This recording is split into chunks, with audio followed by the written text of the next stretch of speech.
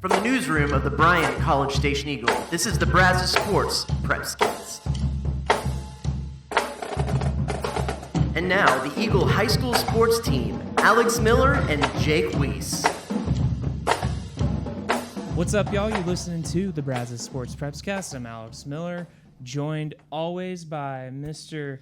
Jake Weiss, Eagles High School sports reporter. What's up, Jake? Doing good, Alex. Thanks, man. And, of course, Andrew Tenio. What's up? Not much. I'm just looking over here admiring Mr. 25-0 on our picks this past week, Mr. Jake Weiss himself. My goodness. Yeah, who'd you pay to get that done, Jake? Broken clock's right twice a day. That's what I say.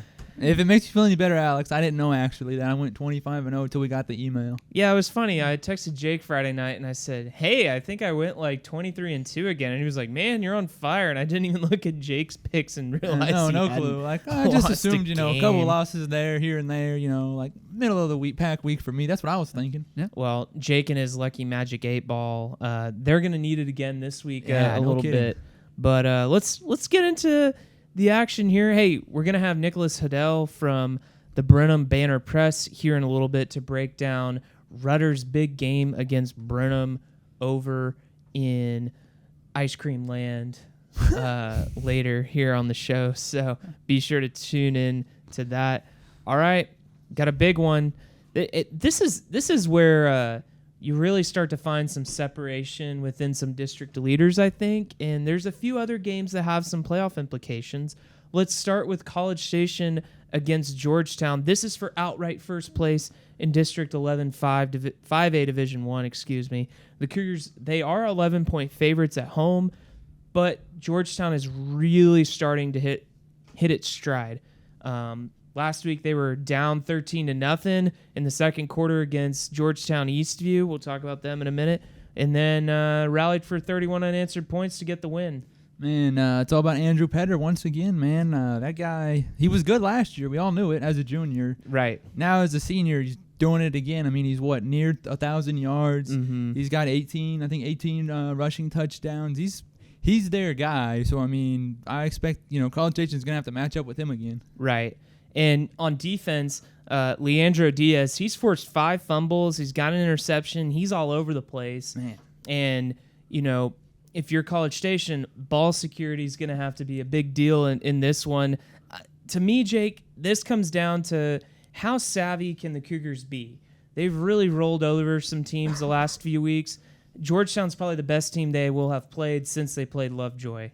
Yeah, no, I'd agree. And, I mean, it's kind of crazy to think, we got it here in the notes, and I was kind of thinking about it earlier today, like, man, this is the exact same scenario we were in last year around this time. Both teams were undefeated.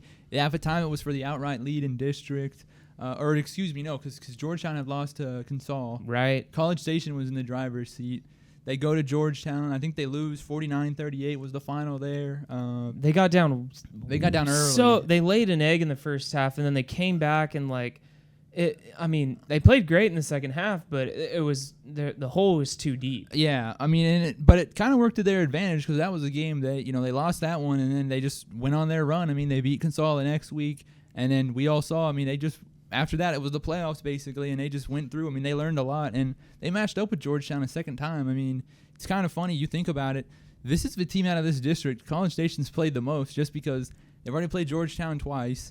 They're going to play them again a third time, this year. And then, could play them again in the playoffs potentially if they both, get there and make it far enough. But, College Station took it to them in that playoff game, 52-28. I think that game was in Waco, so neutral site. Mm-hmm. I think, though, if you're College Station, they kind of want to maybe return a favor from last year's regular season game. And I think something that came out underrated from my appearance whenever I went to Leander this past week. I covered CSAT against Leander Glen.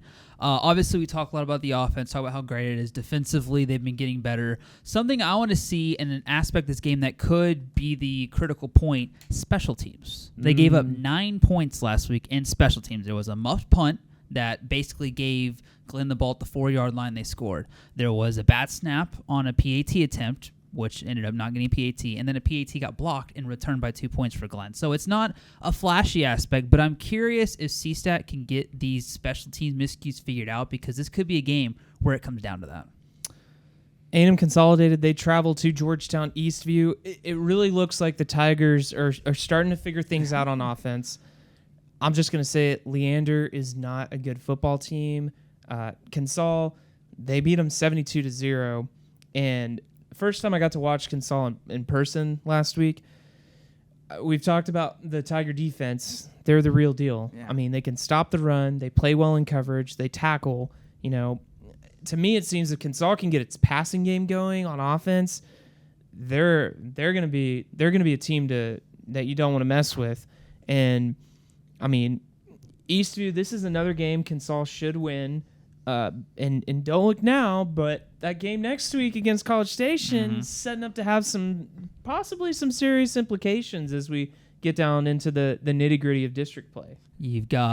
You're traveling. This could easily be a trap game. So I'm very interested to see how Consol comes out considering how they played last week and with the game coming ahead next week. That's the biggest thing for me is it a trap game, especially if it's on the road in Georgetown.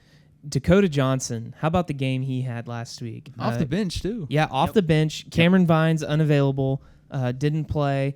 And, I asked Coach Schmidt after the game. He said, hey, the way he played in the second half against Pflugerville-Hendrickson the week before, earned some snaps. They had a very comfortable lead at halftime. I think it was like 49-0. And, Trey Taylor had a great first half. And, you don't want to risk potential injury. Gonna want to give your guys a chance to shine. You never know when you're going to need a good backup. And he took advantage of the moment. I mean, he had a great game. And I was particularly impressed with Consol's offensive line too. They did a really good job creating holes and allowing running lanes for their guys. I mean, the number of runs they had that were over like 5 yards was astounding. I mean, they were getting to the third level on a lot of runs. Consol did in that game. And, I'm sure Coach Schmidt, being an O-line coach, was probably pretty happy about that. You just became his best friend by giving the O-line the shout-out. Like, I hope he's listening. He's about to love you, Alex. I do have a question for you two. Since you two have been able to cover their games, what has it been about Consol's defense from your eyes that has made that unit so special this year? Because I know we talk about if the offense gets it going, but it's been the defense all year. Since y'all both have covered a game, what has it been like about their defense that kind of just puts them at a different level? Ooh. I don't know about you, Jake, but the thing that stood out to me last week was Consol is not afraid to send pressure. Yeah, they do like to blitz a lot. They blitz a lot, and they're really good at executing. Yeah, I was going to say, that's their the big blitzes thing. And their stunts are real strong. They've got their guys up front, like they're big, but they're not like big. But what they are is they're fast. Okay. Yeah. Like Michael Clark, that guy's fast. Trace Meadows moving into linebacker. I mean, he's got the speed of a defensive back, and Trace is beefed up. My guy is big. He is huge. And I think that when you have that kind of speed and athleticism, you can really make an impact on that. And they're not afraid to call the dogs on people. Yeah, no, they like doing it. And I got to say too, man, they aren't afraid of taking advantage of the moment. When that ball hits the ground, fumble, or it's through the air, like at least for me, because I've seen them a couple times, Huntsville, man, they got, some of those guys can maybe play receiver. I mean, there's not too many dropped passes from those DBs when pass comes their way. Yeah, 25. What's 25's name? Is it Genesis? Yes. Yeah. I think so. He had a fumble recovery last week. Yeah, Genesis. Yeah. Genesis Ratcliffe. Mm-hmm. Yeah. I mean, he had a great game too. And so, I think it starts up front. Okay. Consol is winning in the trenches on defense, and that is making a huge difference. Okay. So, hey, Bryan High, they're hosting Waco Midway. The Vikings, they got a little humbled last week against Pflugerville-Weiss. But, Bryan cannot let that game derail what's going on. Weiss is kind of running away with this district, but there's so much up for grabs in the rest of the district. Playing Midway might be one of the best things for them. Unfortunately for the Panthers team, their coach resigned over the weekend. They're on a 2-game winning streak, but that's got to be a hard thing to deal with at this point of the season. Yeah, no, I'd imagine. And I was kind of looking at the district, I was looking at Brian's schedule a little bit. Right now they're fourth in the district. They're 2-1. But hey, I mean, they've got Midway. Midway's 3-1. Right now, Midway's second. So you knock off Midway, you move up. You've still got Harker Heights. Harker Heights is ahead of you still. They're third right now. They're 2-1. Well, and they got Hutto. They should be they got Hutto. Hutto as well. So there's still a lot of winnable games here. Like you said, Weiss is 4-0. That's probably enough to win the district unless someone surprises them. I guess your best chance right now would be Midway at 3-1. But I don't know if I think they might have already played. Yeah, I can't remember off the top of my head. Yeah, I can't. I think you might be right. I think Jake. they might have already played, but for Brian, there's a lot of opportunity left. They should not let this one game, and I don't think they will. But they shouldn't let one loss kind of define them here in districts because I mean you're already off to a 2-1 start. Last year you won 3 district games. You got 3 games left. I mean, we could be looking at a team here that potentially goes 4-2, 4-2 in district, which ain't a bad thing to shake at. No, not at all. No. And for Brian. I mean, if Brian can get to that number 2 playoff spot, I mean, that would be huge because you might get to avoid playing Duncanville in the first round. I was gonna say they finished 4th last year and played Duncanville. I haven't looked at that district, but if Duncanville's still in first, which I'd imagine they are, you avoid that 4th spot. It's a good day. Yeah, I mean, with all due respect, nobody wants to play Duncanville. Yeah, no. I mean, they are going to beat you in every which way. And but hey, Brian's got some good opportunities ahead of themselves. Mm-hmm. They just got to stay focused, it seems like, and try and keep things rolling where they can because, hey, they could do it. I mean, you got a home game. Yeah. You got a home game. So, all right. Hey, coming up, we're going to hear from Nicholas Hodell from the Burnham Banner Press talking about Burnham versus Burnham. We'll be back.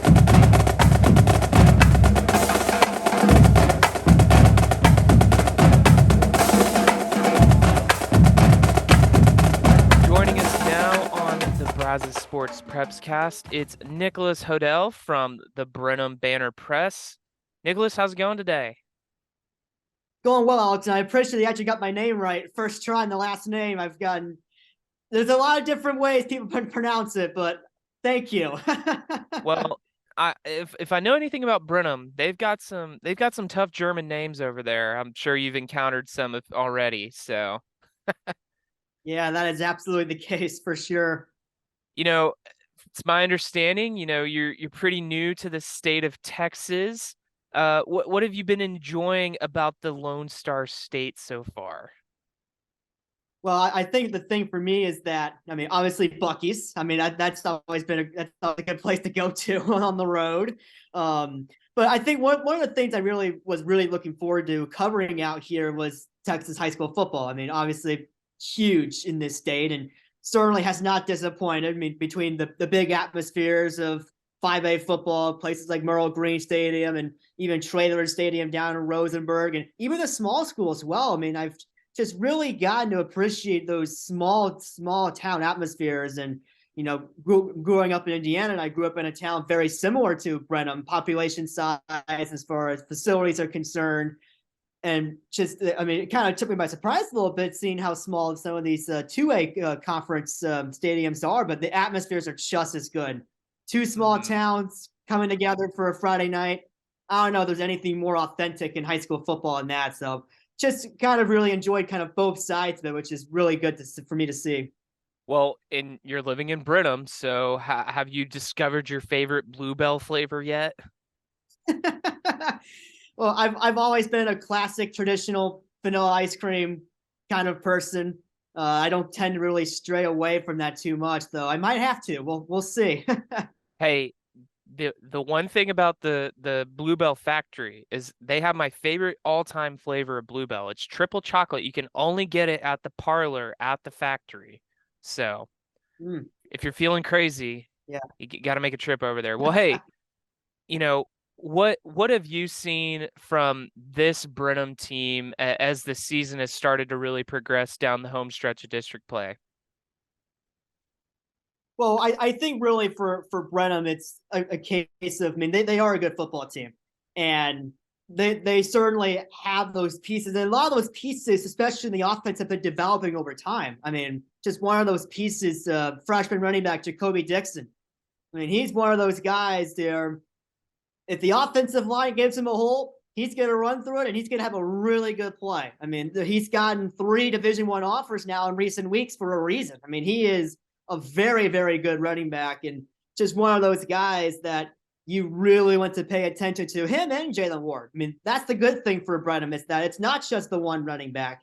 It's both of them. They're both very good at what they do. And honestly, for the future of Brenham, it's good that Dixon is that freshman and Jalen Ward, the senior, can kind of show him the ropes a little bit of just high school football at this level, though I don't think Jacoby Dixon really needed to show the ropes. He is a very, very good running back.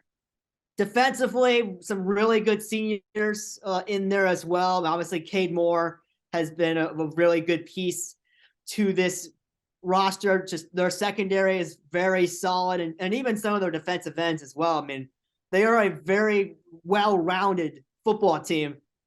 So obviously, from time to time, they can find themselves in some misalignment issues, and that can create some problems for them on defense.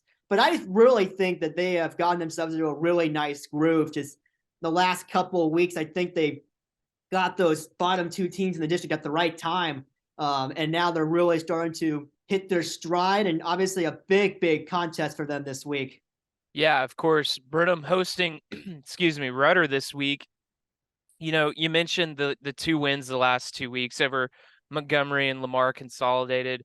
We know they're not going to be the district title contenders. Lake Creek is kind of head and shoulders ahead of the pack, it seems. But, you know, what have you seen from the Cubs in particular the last 2 weeks that's kind of allowed them to kind of turn a corner and get a couple convincing wins? Really, for the biggest thing, obviously, the game against Lamar Consolidated, they had some newer guys go in second half, just trying to, one, get some fresher names in there, get some more experience. Brenham did not have a JV game last week. So for them, I think controlling the first half of the Lamar Consolidated game allowed those guys to get some playing time this last week, which was big for those guys. Really, I just think the big thing for Brenham is that I think they have played a little bit better, particularly on offense and even on the defensive end as well. They've just kind of hit that stride. And, you know, Montgomery, I mean, let's not take anything away from Montgomery. They may be winless, but they sure don't play like it sometimes. I mean, Montgomery still has some good pieces to that team. And for Brenham to do what they were able to do against them, I think really showed that Brenham is definitely that playoff team that everyone expected them to be. Now it's about taking that next step. And though Rudder is not a Lake Creek or even a Huntsville team to the kind of start that they've had, I think this will still be an interesting challenge for them, just to kind of see what they can do against a team like Rudder, who has already shown major signs of improvement from last season. Yeah, you know, kind of looking at how this game might affect things.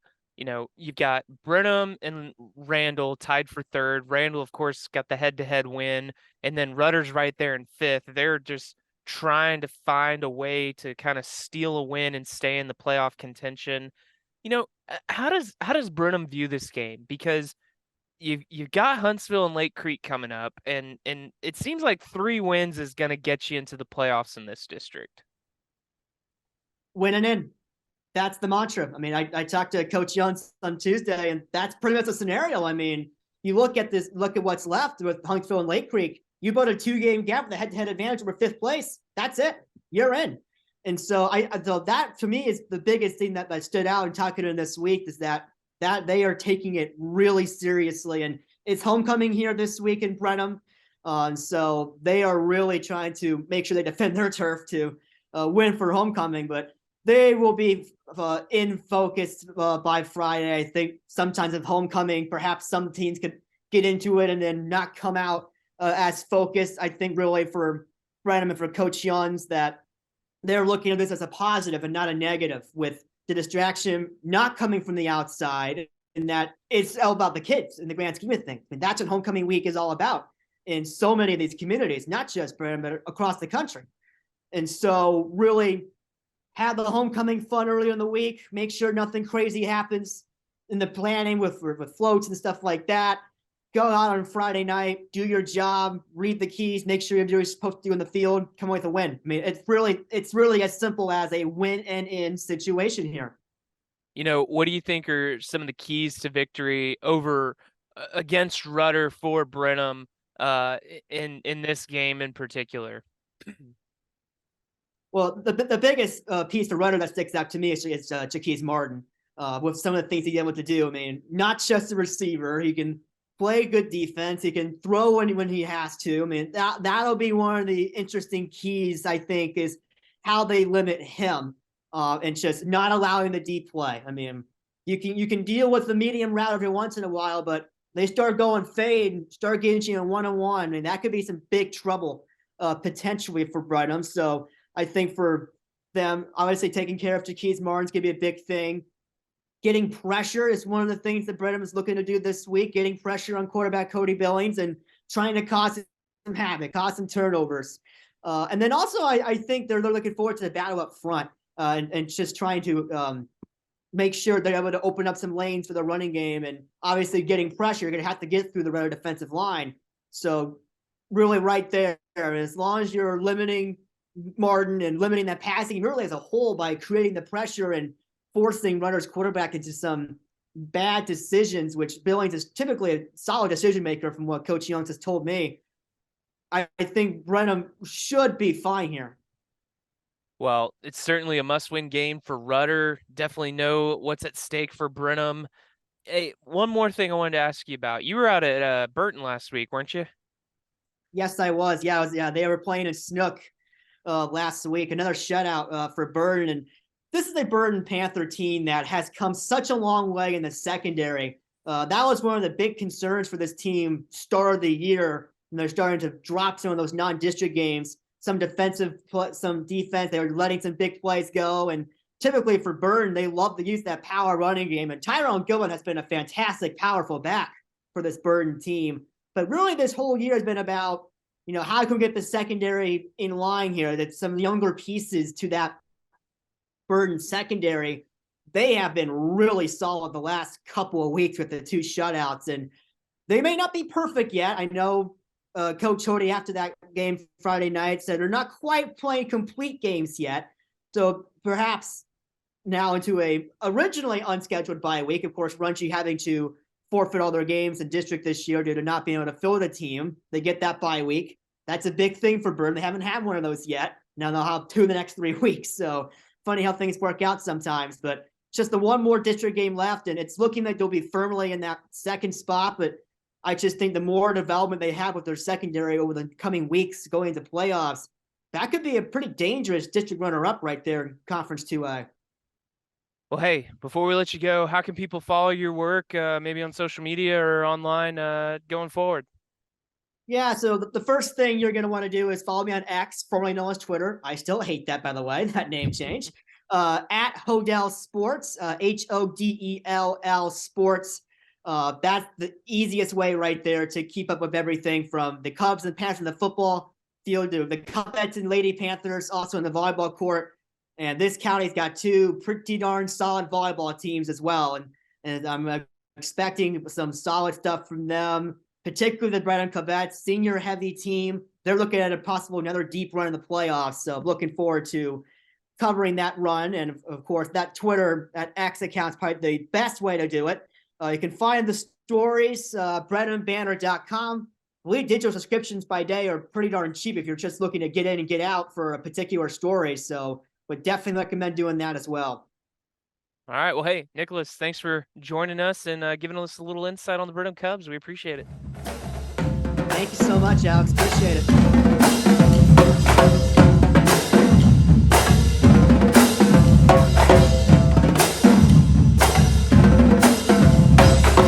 Big thanks to Nicholas for giving us some insight into the Brenham versus Rudder matchup. Should be a good one over there this Friday night. Hey, let's talk about some area games to watch. We have some big games in store, particularly in District 11 3A Division 1.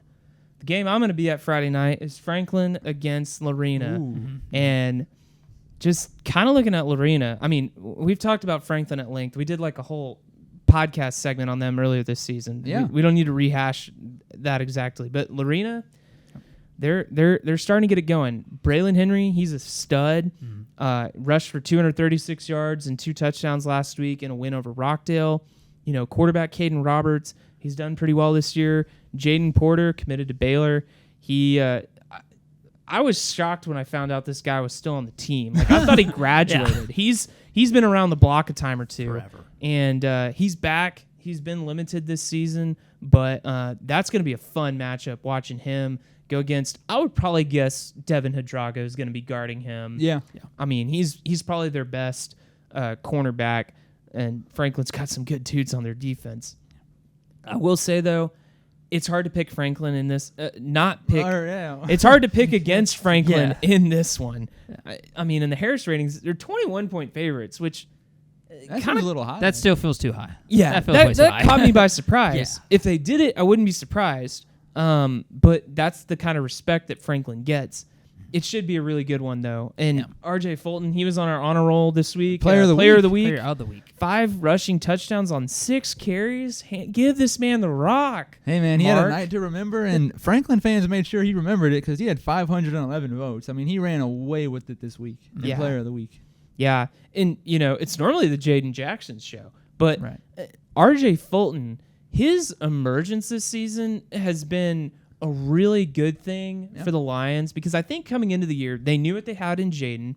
They've got Colin Smitherman. He's had some carries in the past. Bubba. They've got Bubba, but he's just a freshman this year. Yeah, I believe so. And they've got, or maybe a sophomore. Bubba might be a sophomore. No, he's a freshman. I think he's a freshman. He's a freshman. Because he wasn't on the team. I don't remember him being on the team last year. Yeah, I guess you're right, Jake. Anyway, the point is, they needed to get some guys established in this run game, because what does Franklin do? They run the ball? They run the ball. They run the ball. Even if Court Lowry wishes they could throw it 40 times a game.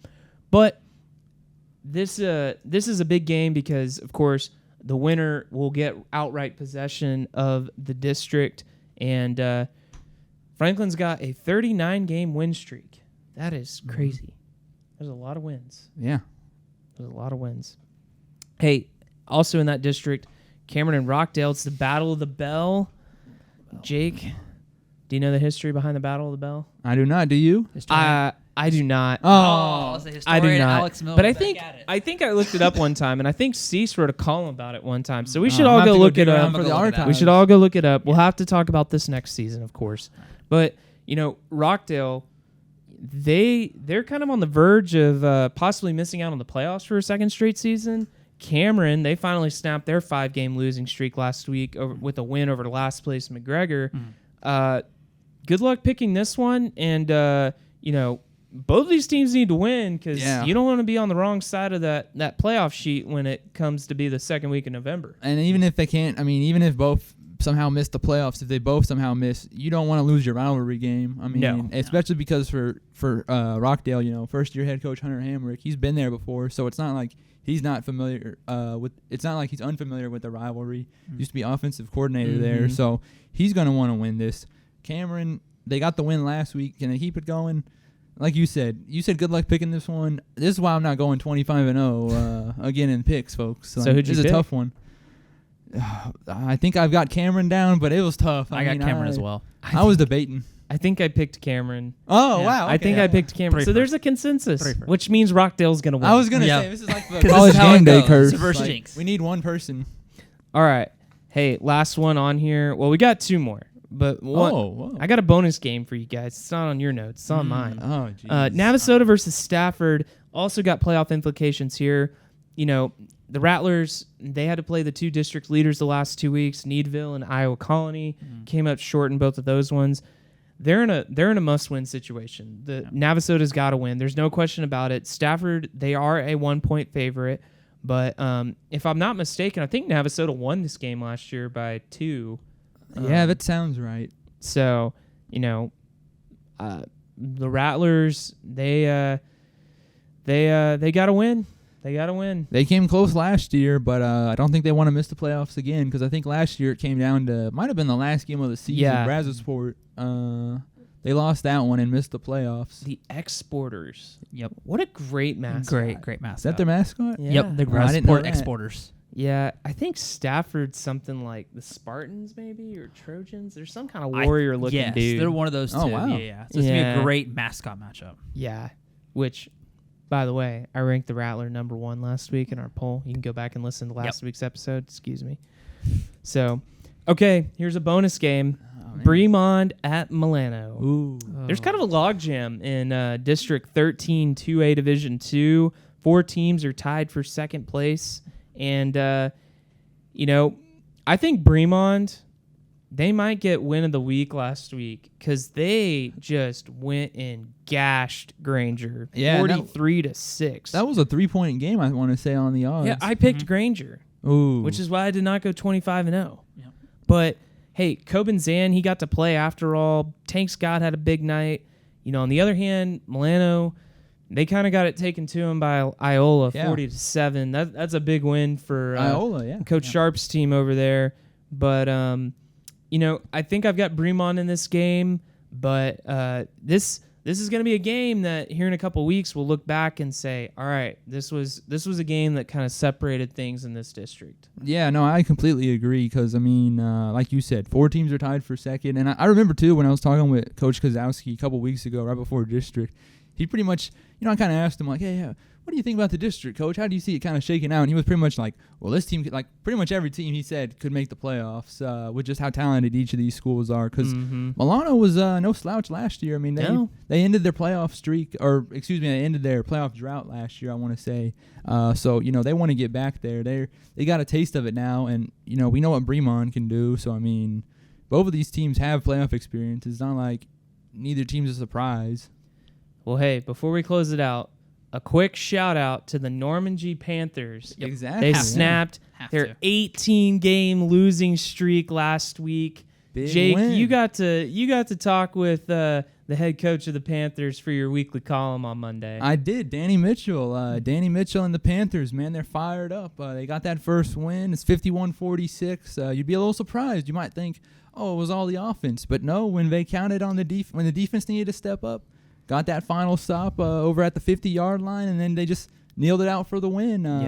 2 hour and 45 bus ride there, 2 hour and 30-minute bus ride back. But I'll tell you what, 2 hour and 30-minute bus ride on the way back, not Probably a problem the best for the bus fans. ride of the season, man. That's the best bus ride of the yeah. Hey, they moved their quarterback to wide receiver, the senior. Yeah, Dallas Jones. Dallas Jones, and he had a huge game last week. He was in our Player of the Week poll. Offensive Player of the Week. He had 5 touchdowns? 5 touchdowns, 174 yards on just how many catches? 7 catches. Yeah, it was not a lot. Just say you pulled an RJ Fulton. Yeah, there you go. So, hey, it can happen. We got one team that's snapping their losing streak. Hey, maybe Caldwell can get it done. Yeah. Maybe Caldwell can get it done. And like Danny Mitchell said, they just got to win one more of these next 3, and they're playing one more. There you go. Well, hey, thanks for tuning in to this week's episode of the Brazos Sports Prepscast. Be sure to check all of our coverage at theeagle.com. We'll be back next week bringing you more content on Brazos Valley, Texas high school football.